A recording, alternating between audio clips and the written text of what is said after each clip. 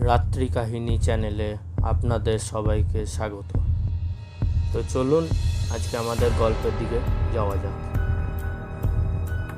তাড়াহুড়ো করে স্টেশনে এলাম, কিন্তু অনেকটাই দেরি হয়ে গেছিল। ঘড়ির কাঁটায় তখন বাজে রাত 12:20। স্টেশনে এসে দেখলাম পুরুলিয়া যাওয়ার শেষ ট্রেনও 1 ঘন্টা আগে চলে গেছে।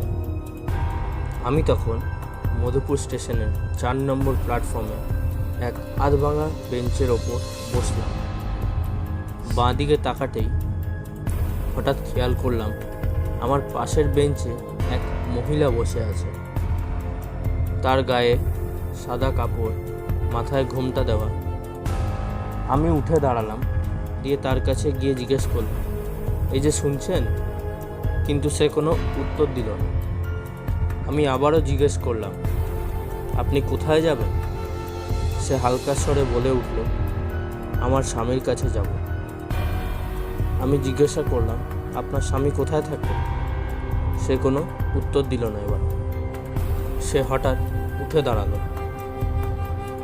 এবং হঠাৎ সে বলে উঠল, আমি আমার স্বামীর কাছে যাব।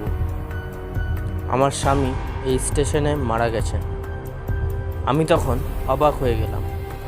আমি কিছু বলতেই যাচ্ছিলাম, তখন সে আমাকে ধাক্কা দিয়ে ফেলে দিল।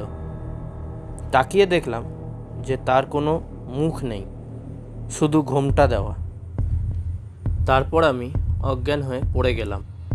সকাল 6টায় জ্ঞান ফিরল, আর আমি উঠে যেই দৃশ্য দেখলাম তাতে আমি অবাক হয়ে গেলাম।